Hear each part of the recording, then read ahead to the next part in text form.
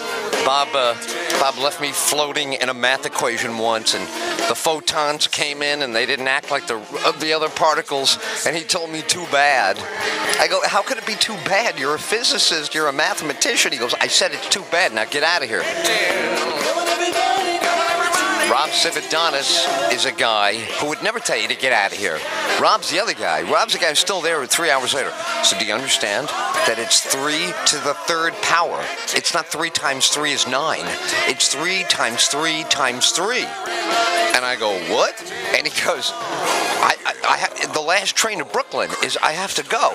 My car is, I'm running out of gas. I'm idling, talking to you. Tyll, wake up. It doesn't make much sense.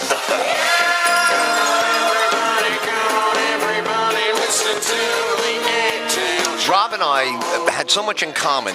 You would have thought we came from the same world. We did not. What made his friendship so important is that because you had so many different things about one another, yet you were similar in age bracket. I think I'm a lot older than he is, actually, but he's a mature guy. So there was a lot of this, point of view stuff, but completely different information. We didn't have the same information. We had a lot of similar POV from looking at the world. All right, it's Pat Horgan. He's coming up later in the show. Steve Hodak is coming up, and we're going to go Asian dating with Anthony Volpe. So stand by. Rob Cividonis next. We're dialing him up right now in the control room. Ed Tyll Show, Starcom Radio Network, AM/FM stations across America, literally from Marshland, Oregon to upstate New York and beyond. And we're streaming live also on scmtv.net, and I am creating a YouTube of this interview with Rob. You make me nervous. All kinds of nervous. All sorts of nervous. You make me nervous. I'm going walkabout. Nothing to talk about. Gone, gone, gone. Gone, gone, gone. Got nothing else to say. I guess I have to play. Gone, gone, gone. Gone, gone, gone. I think you're going to have to go to the higher elevations of Vermont and New Hampshire and New York State and the Adirondacks to get the significant snow there. Even northern Maine, how about that mixture? Nervous. What a rush!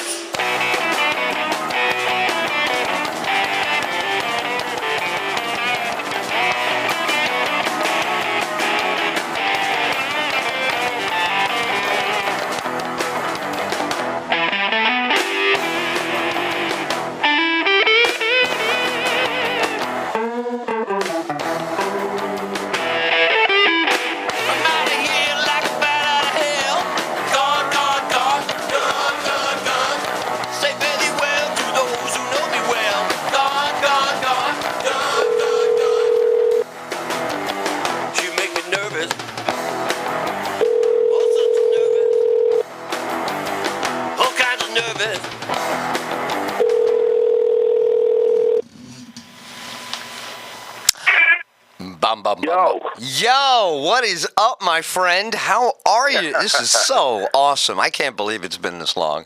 I know. Was that actually Bob Bell's voice before? No, that's me doing Bob Bell. That's me. I do everybody, but Bob comes on the show in clusters. Like just when I think, like sometimes he'll come on. I'm telling you, for a full hour, we don't even take a breath. Go, go, go. Other times he does have to go to teach a class or something, and it's a quick hit, and I'm all down with that because that's fun. Then he goes MIA, and he just had a tooth root canal. Man, took him out bad. The root canal. The emergency root canal. When you walk in, the guy throws you down and root canals you right on the spot. So I've just always loved the idea of Bob in the front of a classroom with students, seconds away from a meltdown, and what that would look like. Don't you? Like I did one, but that's what I was doing before. Like the kid that goes, Bob Bell, why did you throw me out of your class? Why? Because I try to explain to you that the photons do not. One day he explained those photons to me. Like they come out different. They were the one thing that didn't fall out the same. Oh man, I drove him crazy for like an hour and a half. I couldn't get it. So I used to love that he was the most. If you walked up to Bob, while he was standing at the back of the Village Mall waiting to go up on stage. He was the most unassuming guy in the entire place. Quiet, standing there, and then he would get up on stage and just explode into this anger and madness and frustration. It was fantastic. Right? I mean, it was, you'd never believe it. If you would have looked at before he went up and said, oh, this guy's going to get up there and go nuts, you go, what are you talking about? He's barely awake. I used to love he would talk about grading their papers. Right. And how they were preparing for a test. The students would just ask the inane questions over and over. And he had just come from his right. grieving over his mother's death. Right. Right. I need to know. Well, listen, if you just, she's dead. Right. That was great. You know something? See, that's a connection with Amy. Bob Bell and Amy had that, where they would just throw a line at you. And it's perfect because it's really where they're going with it. And Bob and her couldn't be more different if you saw them standing there. But I do love that kind of humor. I do like when the person telling it can't take it anymore. And they can't. They just can't do it. They cannot stand the other person in the bit, in the setup, in the magic. It doesn't matter. I love that. That's still my favorite. You're so great. I did a thing about you a half an hour ago, so if you didn't hear it, no problem. You hear it. I'm playing it on the rerun over the weekend. But I said, your bit, I would never try to recreate or entitle it. But you know the bit I'm going to talk about. This is a bit that everybody talks about with you. You're on your knees like Laurence Olivier. I swear to God, I don't know. Is it an Al Pacino play? Am I watching, right? Am I watching, what was those plays, Pablo Hummel? Is this Pablo Hummel, with Al Pacino? Is this Panic at Needle Park? And then, half the audience is crying. And they have us laughing. All the women want to love you. All the men look up to you. Jesus, you're insanely, you get it all. Like, you are the total thing. So I mentioned this a half an hour ago. You and I was a big fan, but I instantly, it liked hanging out with you. It was instant. And then your performances, really are outstanding. I don't need to flatter you, right? I mean, we're all friends. What's the difference what I think, honestly? I could just listen to this. Right? But isn't it true? I mean, somebody should say once in a while, I mean, you're pouring it out. You're on your knee. I know. I mean, when I try to put my sneakers on, I can't even get my sneakers on and my knees are killing me, Well, I tell you, it was, like you said, we had an instant connection. The first time you and I actually spoke, I just started doing stand-up. I was sitting in the Village Mall, and you were running an open mic, and you said at the end of the night, this is almost like 10 years ago now, and you were like, if there's anybody that I think they might be interested in hosting the open mic, whenever you get a chance, you see me walking around here, you can just grab me to the side, and I didn't even let both your feet touch the ground from leaving the stage. And I was right. I was, hey, I'll do that. I'll grab the mic for you. Right. And that was it. From then on, we became friends. Now, see, that's the thing. I was hungry and I was going for it. That's right. Now, that's a great thing because that's exactly the way it sounded to you. You wouldn't have known me from Adam. It had nothing to do with it. You heard, wow, this guy would really appreciate somebody getting up all the time and opening all the shows. Now, there are people, when they hear this, they run the other, oh my God, I could never. But you had what I like about showbiz and artists in general. I don't think you're ever afraid to walk into a gunfire. You're just not. If it's the first time and you've never done it, I think it actually turns you on that you're like, of course I'll do that. Of course. What are you talking about? Somebody? Me. I'm right here. What are you talking about? It's me. I'm right here. So absolutely. That's you, and that was it right away, like you said. I tried to explain this to the audience earlier because I had a half an hour between the last things I was doing and then beginning this segment. Now, just kind of musing on it. You look at us, we look like buddies. The young comics would look at us as the grown-up comics, whatever. But we really had a very different life for the similar POV. We have Kennedy assassination. We have Bobby Kennedy. We have, all this in childhood. Then we have Nixon, and then, Jimmy Carter, and Ronald Reagan. This all happened to both of us. Right. But, man, when I found out who you were, and it was night by night, 10 minutes by 10 minutes. Once it gets too busy, we can't talk again for another 4 hours. Then you're exhausted. You have to drive. And, I got it. I'm bending your ear trying to get you to get a slice, and you're like, I would, but I got to, So it was a real unfolding like a real, a thing. So now we're still different again. What was it like? Because we could have been similar, and we weren't, but we were a good team or a tandem, whatever that word is. What was that? What was it? We're both a little bit of different kind of crazy that kind of fits together. Right. That's how I see it, because, like I said, we both went through. I love how you described the presidencies. It's like that happened to us. Like we went through periods in history that we experienced things in the same world, and we had never met. You had been in show business for a long time before I met you. I had been in show business for a while, and I was just starting stand-up. And you're able to talk and listen. I'm able to talk and listen. So we were able to hang out. And you mentioned, in comedy, it's like the older comedians and the younger comedians. You had been around for a while. So I was saying, okay, I'm going to host this guy's open mic, and I'll get some notes from him. I'll find out, am I doing right? Am I doing wrong? And your notes, this was your notes to me, complete, unabridged version of your notes to me. You would sit in the bar in the next room and listen while I was hosting. So at the end of the night, I'd be like, so you got anything for me? You're like, you know what you're doing up there? I hear you go up. I hear a comedian come up and clap, and I hear you go up and people laugh and they clap, and you're being a comedian up. Then when you go up, people laugh and clap. And I was like, I guess that's what I'm supposed to do in stand-up comedy. Then these are the notes this guy's giving me. It's true. It's true, right? I mean, that is. I mean, right. See, that's, to me, all of that is like 10 minutes ago now. Now, right. Sitting there in Lamar, and it really was, the other good thing about it, we were really lucky because it sustained long enough for us to really get traction. Like there was a way to get regulars to recognize you, people to come back and see you a second time, the curbside, chit chat. I mean, sometimes it can be brutal, if they, they just want to go off on you. But most of the time, that wasn't your problem. You didn't. I used to get that, but your thing on the curb was always, Rob, you're so. And then you were the gentleman. I know your background, but to anybody who hears you, you sound like a gentleman. You sound like the guy who's polite and is considerate. And then I liked, really, because I'm a chatterbox, right? I'm a machine gun talker. I love that you could listen. You really listen. I mean, you really listen. I love listening to you. But, I mean, when I talk, most times people go, oh, yeah, that's Ed, whatever. Come back in 10 minutes, he'll be done. With you, I really felt like, we would hang on that doorstep of the Ma. And it was really good talk. It was it was something got accomplished there. It was for me. So. I'm sorry, I wasn't listening. What? How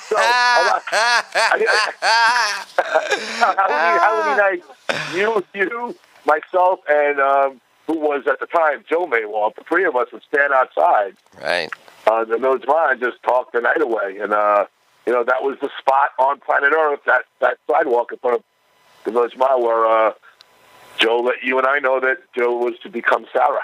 Oh, of course. Well, my precursor to that announcement, before anything went public, is that, this story, I give you the short one just to jog your memory, is me seeing a girl eye him up. And I'm getting nowhere that night with anybody. And I'm like, will you go over there and have sex with that girl? She's salivating. And he's like, nah, I don't think so. And I'm like, nah, I don't think so. I said, she's got to be 19. Will you look at this girl? Nah, I don't think. And I kept, and then I'm looking at his lustrous hair, and nothing is clicking. This guy's got better hair than any girl I ever dated, and it never dawned on me. Not once, because he was so handsome, and the girls were literally taken. Now, he was funny also. I don't want to make it sound... very funny. Very funny. Sarah still comes out once a year, and we do a comedy show at my friend's house on Long Island I do it for my friends I grew up with out here for the Super Bowl. And Sarah's the only comedian that's been out every year. Every year. I remember when this began. I remember that night when Joe told you and I his plans to, that he's going to become a woman. I'll never forget this. It's so touching. I kind of tear up a little bit when I think about it. You were such a loving friend. You looked at him and said, all right, well, after you get that vagina, if you need somebody to test ride it, you let me know. That's what I said. I thought it was the most touching thing I could do. I mean, you'd want a trusted friend to let you know if this thing is good. I mean, you're getting it put in. I'm going to tell you if all the buttons and switches are working, and then if I do my job, you should get a great test drive. I mean, you can. That's it. I couldn't help it. You know why? Because one way or the other, you know this about me. So this is going to be like, it's all he ever talks about is how he loves everybody. But I did have an affection. The weirder the kids became. Joe was very super nerd, super political, super aggressive, and then lovely again off stage. You meet him off stage, he's the diplomat from anywhere. You get on stage, he'll machine gun you down with his vocabulary. So this is who I was drawn to. So there was a lot of affection, but it was an extreme dialogue. Like the dialogues that went on that stage were one more. And you know what? I have to always give credit because he's not popular. There's another guy, it deserves a lot, but he's so unpopular that I get grief for even saying nice things, and that's Sal. Nobody wants to hear anything nice about Sal. I love Sal. I know. I can't sell him to anybody, and I love him. I will not stop being verbally loyal because I think he's in L.A., and I think that the hole is open out there, I believe. I believe he was ill. I believe he recovered. I believe he reopened it. But because I don't have direct contact. In New York or in L.A.? L.A. In Los Angeles, he got sick. He had to close it, and then he came back, and he reopened it. And I believe it's just smaller, but still vibrant. But my point is... Smaller hole. It's a smaller hole. Okay. Yeah, still the same. But my thing is, since we lost contact... Every person who would speak to me would always denigrate him, thinking it was going to make me feel better, because it was rough being with him sometimes. I got bumped a few times after I did all my duties, and I still got bumped, and I was very put off by that, my ego there. But all in all, he was great with me. Because we really did it on a walk home in the snow, and he really hunted out a spot, and he really wanted it to be like the way you did comedy there, and Joe did comedy there, and Bob Bell, and me. Could Sal have been a bigger supporter of Tony Muni? I mean, Tony Muni, I couldn't keep him on planet Earth, but Sal supported him. He supported him. Like Tony would mess with Sal. He'd go, "Come on, Sal, don't make me bark. Just give me a spot. I'm better than all these assholes you put up. They got no doubt." And Sal would giggle just like that. He'd go, "Come on, Tony." He goes, "Come on, you put up Greer Barnes. He sucks last night." Yeah, right, Greer Barnes. And then Dean Edwards, he bombed. So Tony was way out in his own world, right? So finally, I came along just after the Sal. Is that right? That was sure, because you know what happened? When Sal vacated, everything on stage at the Ma fell to me, and that's when we had the height of our frequency. We had 4 mics. We had a couple of shows at monthly at the Lantern, and that was it was a golden age of stage time for our little crowd. I mean, we were really. I couldn't have had a better place to form a backbone in stand-up, because I would host that mic for you, and I would go 7:30 to like midnight a few nights a week. So it was either going to be I was going to, blow my brains out, or I was going to continue and get better as a comedian. That's right. Right. People never think about that if they've never done comedy. But if you're going to get up all night in the beginning of your career, you're like, yes. But once you start to get the hang of this, you're like, you know what? I just had 2 perfect sets. Do I really want to go do a 3rd set now? And at that time, you're dealing with it. People out there aren't familiar with. You do open mics, and there were tons of people. That was a very popular mic that we had there. So it's mine. Everybody came to it, and that crowd of people, not to be demeaning, but open micers. That's who I was. That's who I was with. It's not. The community itself at that level is not a bastion of good mental health, let's say. Let's just say that. Let's just say not conducive. It's not conducive to stability or mental health in any way, no.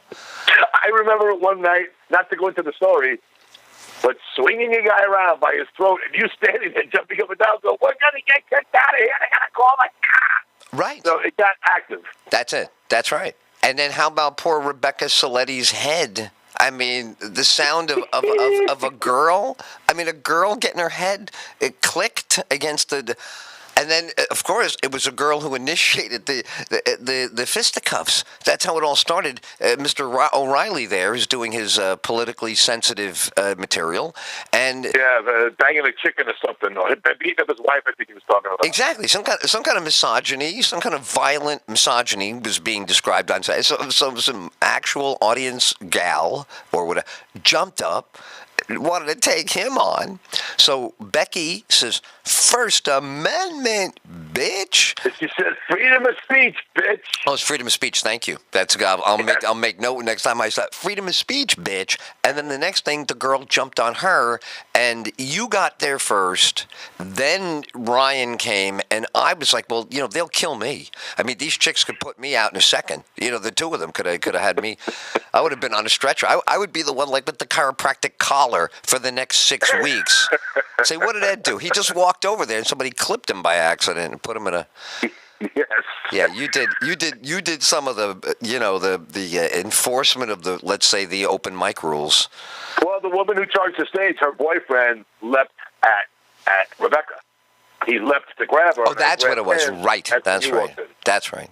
Now, do you remember this one? Yesterday or 2 days ago, I had Duncan J on, and we were and before him, Maya DiGiorgio. So in succession, I had these two really good conversations, and I think it was Maya and Duncan both have had people jump up in the middle of your act, not heckle you, but like get up and walk out. Like, turn and go, this fucking sucks. This isn't comedy.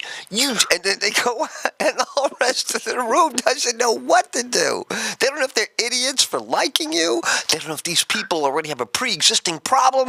They're having a fight. They took it out on the comic. Now, you might remember when Sal had the couches set up. Do you remember? Yes. Okay, Yes. Right. So it was a couple. And the guy said to me, jumps up, I don't have to listen to your political shit during a comedy show. Out. And his girlfriend stayed. And I like, they all say, well, now, somebody in a comedy class or acting class would go, that's when you know you've hit it, Edward.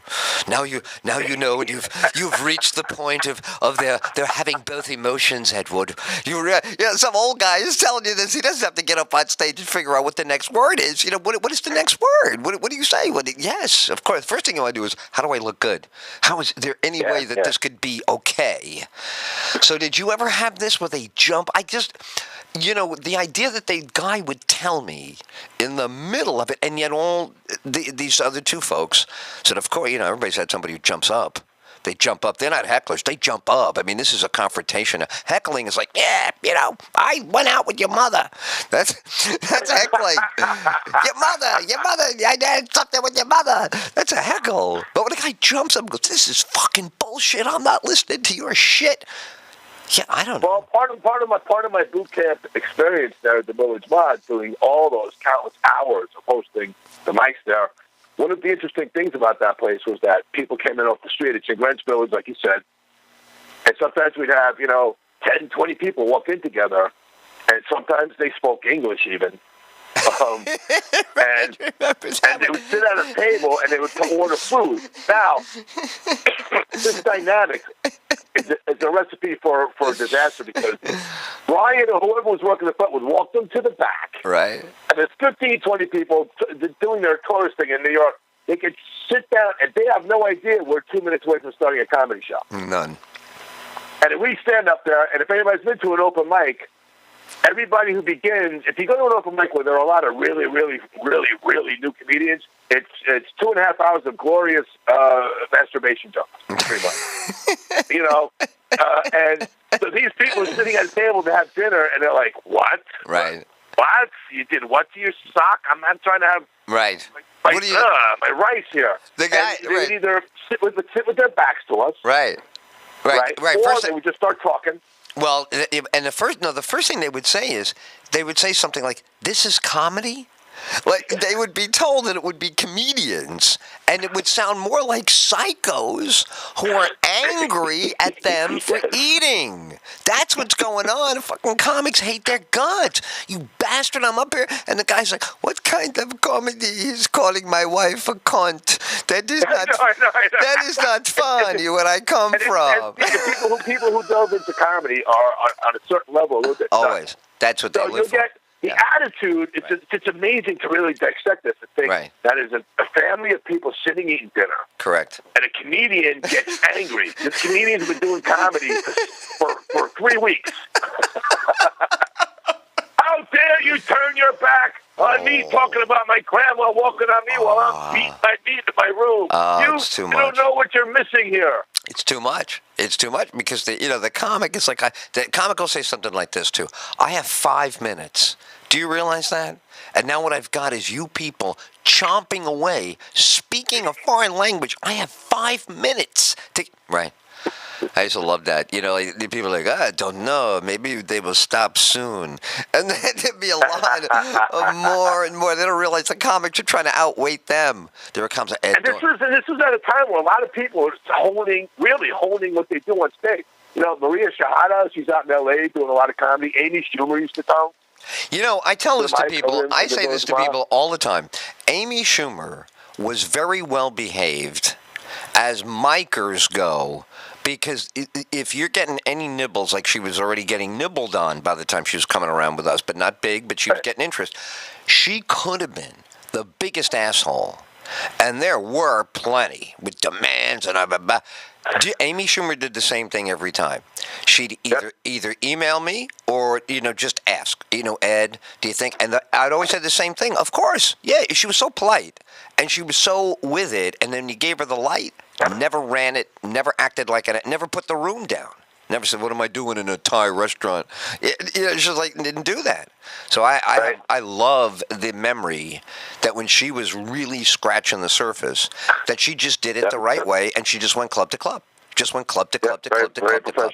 Yeah. I used to love the joke that you and I, well, Bob Bell and I, we would all play on audiences in that place, because every once in a while we get an audience during the mic. Or we never really did this during the Mad Boy show. I think I did it a couple of times for the Mad Boy show. Bob Bell would be getting ready to go up on stage, and I would go up as a host. I would say, here we are in Greenwich Village, the center of the world. You never know who's going to walk by, and this is I can't even believe this myself. What can I say, ladies and gentlemen? Let's get her up here. Whoopi Goldberg, ladies and gentlemen. That's Bob. That's Bob. Yeah. God, I just miss being around you guys. See, there was a thing about that club that if you were doing our mic, or like you said, if it was a Mad Boy show, or it was a half and half, where really you get a mic and you get some audience. If the mic is good, it would draw audience, and that was great. I loved. It was about stage time. It was all about stage time. No, of course. Well, that was the first thing. It was quality stage time, no doubt. Because if the room is empty, you really have to work. If the room is full, all of a sudden you got responsibilities. Right. But what I loved was we were crazy and we were mature. A lot of the Europeans didn't want to see only 21 and 22-year-old kids struggling with the first sex, struggling with getting... I mean, it's okay in a show, but if the whole show is, my dad gave me money, I blew it on a massage parlor, and then my girlfriend's complaining I got no money. They don't... So when we would get up there and they would be raunchy, the audience from Ireland or England, go ahead, Rob, tell him. Hey, Rob, she suck your cock or what, Rob, when you saw that? You're like, what this guy said? That's right, Rob. Tell him, Rob. And you're like, the guy, they heard your name, and now he's like just calling you out during the show. Rob, go to Rob. And then he walk over to the Rob. God damn it, Rob. This you suck your cock or whatever, Rob. And you say, Jesus, these people really had a good time. Like they really, really had a good time. That's entertainment. It gave me a strong foundation. That place gave me doing your shows and what you had us do there. Gave me a strong. I mean, I get to go. I got strong where I could stand. I could relate. I could take that and draw a direct line from years ago during those shows up to me being able to stand every Sunday now. I go to rehab down here on Long Island, and I do comedy for the patients. Wow, Yeah. that must be a packed house, man. I mean, they got to be digging that. So you do those bits from the old days plus a bunch of new ones. Wow, that must rock. I Where do had you do every that? kind of audience. I had most every kind of audience I'm ever going to have Right, at the Village Mall. right. Oh yeah. So, I could get up in front of a room full of people that are still detoxing, people that did heroin, people that are drinking, people that are whatever, and make them laugh. If I need to, if my partner isn't able to be there, I'll do it for an hour. Wow. So you go with two people, you do 30-30. Yes. Yes. Man, Every single Sunday, even Sundays that have months that have 5 Sundays in it, we actually have a place to make sure we go on that Sunday. Wow. Well, that's you. Like that's you all over it. Now, what of the I wanted to mention real help. A lot of people in comedy are like, yeah, I was talking to Rob, I told him he had a good act. And then in a couple of years, like, I really helped Rob, what'd you do? Well, I told him he had a good act that night, it looks like he kept it. Oh, boy, you should get executive producer credits on his next movie. So I'm curious, I know Tom D'Addario had a big influence on you. And Absolutely. he's a real journeyman pro. He's like one of those guys. He's not Eric Clapton, but he's like as good as Eric Clapton. He's just not famous like Eric Clapton. You know what I mean? In guitar playing, Tom is like that for a comedian. He's way funnier than many famous names on any given night, and he's endured and built himself. I know you know him. How did that help you? Knowing him, how did it help you? Well, what happened was basically Tom and I used to go to, really quickly, we used to take acting classes at HB Studio years ago. And my ex-wife was in a class, I think, with him, so I got to meet him that way. A few years later, I'm doing stand-up. I'm just starting. He sees me, and downstairs at the Village Lantern, hey, you're doing this now? Let me know when you think you're ready. I'll take you out on the road. And Tom's the first guy I met in show business who did exactly what he said he was going to do. I called him, asked him to host a show for me so he could see my act. He did, and he took me to my first road gig where I did, And from then on, we really clicked and became good friends. So best friends / he's my mentor. He became my comedy mentor in a lot of ways because I got to watch how he handles himself on stage as a comedian and in the business, how you relate to other people and talk to other people in the business the whole way down the line. So we've remained best friends. We're going to be going to do a couple of gigs in a few weeks in Pennsylvania together. We still work together very often. It's That's great. That is so fun. good. That's so good to hear. So now this means what? Maybe almost a decade of working with him? Getting there, yeah, absolutely. Wow, and, that's good. That's impressive. We wrote a screenplay together. Oh, hello. Now, where is it? What are you doing with it? Well, this year, him and I are just going to shoot it. We're going to shoot it. Good. I have fairly decent home video equipment. I'm going to buy some more equipment. And instead of shopping around the screenplay, we're just going to shoot it, and we can use that to shop around because I want to get better at shooting, directing, and acting on camera. And so that's what we're going to do. It's one of the things I'm very excited about this coming year in 2015. We're going to take care of that. I've been practicing for that I know I mentioned it the other day, we're shooting a project called Funny Fellas, a spoof on Goodfellas, which takes place instead of the mob world, it's the stand-up comedy world. Right, you did tell me some of this. Now go ahead for the audience. And what's the elevator pitch? I hate that. That is the worst word. Here's the thing: it's the stand-up comedy world instead of the mafia. So instead of go get your shine boxes, go get your set list, like things like this. Okay, and it just writes itself. It writes itself. Got it. So it's a parody. I have a Facebook page up. There's a Facebook page up, Funny Fellas, the movie. Oh, you can look up on YouTube. Hold on. I'm going right now. I'm typing here. Funny. Say it again on Facebook. Facebook is Funny Fellas, the movie. Okay. And also on YouTube, Funny Fellas, the movie. And we're shooting it scene by scene, and I'm posting it up online scene by scene because the average attention span these days is not the Yeah, and there's two schools of thought. I'm glad you're with the other one. The other school of thought is I don't want to put too much of my content out there, and I'm like, I don't. You worry about that when you're Martin Scorsese or somebody. Right now, get the goddamn awards. You know what I'm saying? Like first things first. You're so worried about people stealing. It's crazy. What do you think? All right, well, congratulations. Tom DeDario plays the Joe Pesci card. Oh, nice. That's a funny part. So now, who were you in this? Oh, well, it's my film. I'm going to make myself De Niro. Oh, because you could have been Paulie. Paulie is pretty good. Is a good role too. It is. Well, I mean, physically, I'm built more like Paulie these days. But I'll just keep the camera high and tight. And no, you're good. You're good because you want to. I know what you want to do. You want to bang that what do you call it? Phone booth. You want to smash that. Yeah. Don't you want to do the banging the thing? How many times in real life have you banged that thing? You just take that bang, and you can't believe the plastic is as much as boom, boom, boom.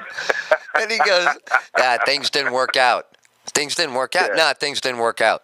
No, it had to be. He's gone. What? Yeah, he's gone. In our version, we're going to have it that he was auditioning to be a headliner, and he died up there. There was nothing that could be done. Nothing could be done. That's all it was. He's gone. Nothing could be. I love that. That to me is the best. I love those scenes. All right, so this is going to be terrific. I'll be watching. Let me. You want to talk about some other stuff? How's your time? You good on time? I'm good. You good? I mean, all right. Here we go. The other thing I got going on real quick is I just want to throw my plugs out there. I'm going to be. I did a one-man show in Brooklyn years ago. I've revised it, re-edited it, added to it. I'm going to be performing it for all my Long Island friends out on Long Island at the Belmore Theater at the end of March. It's called I Cried Till I Laughed, and I'll be doing it alongside of my buddy John Consoli, another very good comedian, who'll be doing his one-man show on the same bill at the Belmore Theater called You Don't Get to Wear That. And very excited about that. It's a 300-seat theater. We're going to be filming it. It's autobiographical, That's I'll be doing terrific. Now, where is the... I missed where the theater is. 300-seat theater. Where is it? It's Belmore, New York. Belmore on Long Island. It's right next to the train station in Belmore. Good move. Right off the train station. Belmore Theater. Bang. So you get off the train, you can walk right to the theater. Absolutely. That's going to be another great project. Smart. All right, so what are you looking at? Summer, fall, spring? When are you thinking? March 29th. It's going to be a one performance event at this point. It's going to be March 29th. It's a Sunday. It's going to be a 2 o'clock performance, and it's Palm Sunday, so you can go out early to get their palms, come and hang out with us and laugh and shit. It's exactly. Go get some palms to protect you from what's going to happen. Make sure you bring your palms. Why? Well, you don't know what's going to go on in there. If you conjure somebody up, you hold the thing up there and nothing gets you. Oh, that's great on Palm Sunday. That's great. That's a great day for the devil. It's like an Al Qaeda move. Geez, it's what do you say we go after them on 4th of July? While they're at a picnic. Absolutely. That's beautiful. And I mentioned the rehab thing. I'm half owner of a company called Recover the Laughter, and as I said, every Sunday I go in. I am a product of rehab myself. I'm 21 years without a drink or a drug. Wow. Congratulations. Thanks. And I like your vocabulary. I like your vocabulary when I first met you about that garbage head, and yes. It's all the same. People who distinguish, well, I only get drunk. Well, I only get really stoned. Well, I only really hallucinate off of mushrooms. Well, I just basically take a Klonopin all day. Everybody wants, like, this individuality, and you were so candid, like, garbage is garbage, right? Yeah, I was a garbage head. I love when I ask every Sunday, I'll ask the patients, like, what was your thing out there? And, heroin. And this. Right. My favorite answer is when somebody says, opiates. I did opiates. Opiates. I'm sure that's how they cop. Wow. Yo, Zuko, you got to bring me some opiates. And you say, well, if not opiates, is Andy or Aunt B, are they in? Yeah. If you can't get me Opie, could you get me Aunt B, or you could get me Barney Fife, or who's in? Floyd the Barber? Is somebody in? But it's an amazing... That's funny. Full circle for me. Every month I get to go to the hospital I detoxed in and do this. And every month I also get to go to the rehab that I spent a few months in. Wow. Years ago, I get to do this for the patients. Wow. Is that so they didn't have now? this This shit. is good for you. It gives you like an extra support shot, right? Like Oh, going it's a big part of my sobriety. Big part of my right. It's big almost like part of going to a meeting, but it's kind of different kind of support. You know what I mean? You're actually putting something good in the room. You're getting some laughs. You're getting some love. You know what I mean? It's kind of indirect. You're doing an act, but honestly, you're kind of getting some juice for your own stability, right, off of their love. Absolutely, and they can feel exactly the way you just described it. You can feel it in the room. Not all the time. It's comedy. Sometimes, when you get in there... I start bombing at the rehab. Oh, that's got to be good. Say, listen, now, these guys are going to fucking kill themselves. Don't fucking bomb in front of them. If you start getting set, they'll go. He'll jump right during the thing, right in the middle of your act. Some guy's like, that's it, Rob. I can't handle it. Boom. Is this what it's come to? I can't laugh at the thing. Boom. It's like, no. You'd be tackling the guy again. It'd be the second time you're tackling somebody in your career. Well, they get it after a while. Of course. I was setting up the equipment. You can hear what they're saying as they're walking around. Like comedy? What is this, like mandatory and shit? Like they don't know what this means. Do I have to listen to this now? First I had to go to a round table about myself in a group. Now I got to listen to this guy. Who's he? Oh, that is funny. Oh, that's so It's like the Village Watch. Now, you know what? I'll tell you, you could identify with this if it hasn't happened to you also. Another one of these classic mismatches, right? This is 2015, so now I'm going all the way back to 12. And it was a non-presidential or was presidential? What was 12? Was 12, 12, what year did, 12 was... 12 was... Obama getting back in, right? Yeah. Yeah, because he runs till 16. Okay, so right. it's early in the year, and Bob Bell gets us booked. You ready? Here we go. At Rock the Vote. College students that should vote and have a voting booth, a place to register. The election's not for 9 months. Nobody cares about anything with this. It's an empty, abandoned booth with an MTV logo. Okay, and now two grandpas, and now we're out there, and they're sitting in the lounge. And they're looking up and they're going, well, what is this? And, we look up and go, hey, we want your kids to vote. And did you know that Jimmy Carter did this? Did you know that? So Reagan knocks on the door and he goes, hey, is my friend Richard Nixon? We're doing all this silly stuff. They were like, twice the guy says, excuse me, is this Rock the Vote? I go, yeah, that's what that thing says. It's a sign. Because we were performing under the sign, Rock the Vote, MTV. And the guy stops me and says, by the way, is this Rock the Vote? And there's a pad for him to sign up on. Right, so it was great. I was like, they're like, they had no idea. Oh, and plus, what time was the comedy show? I probably should have said this at the beginning. It makes it even funnier. What time are we scheduled to go on? 12:45 in the afternoon. We were like the dessert. Oh, my God. You got it. At 12:45 in the afternoon to do comedy to get them to vote. So after 2 hours of us being there was one name signed up to vote. One kid registered to vote. Right. You know what his name was? Yeah, you got it. Dick Hertz. So everybody goes, hey, who's Dick Hertz? And then the kid laughs and you realize nobody signed up. Then we were able to crumple up the whole thing. So you were basically the anti-Rock the Vote act. Exactly. We would deter the vote. Our tour was deter the vote. Did you do your Hall of Presidents bit? Of course. Well, how anxious do you think I was to do that for an election, and how disinterested do you think they? You know what? At the end, Clinton. Right. When I got to Clinton, somebody looked up. Oh, Clinton. That was it. And it went right back down to the biology textbook because it was. Yeah, if they haven't made a movie about the president, they don't know what they're talking about. Exactly. And John Travolta, they don't get that movie. They don't even know that's about Clinton. They just think that's a John. They don't know that's about Clinton. They think it's about Vinnie Barbarino. They think that's what happens after you go to high school on, that old show. Oh, man, I can't believe it. So that is it, right. The great comedy mismatches are really fun as a performer. Let me ask you this. Now take a step back.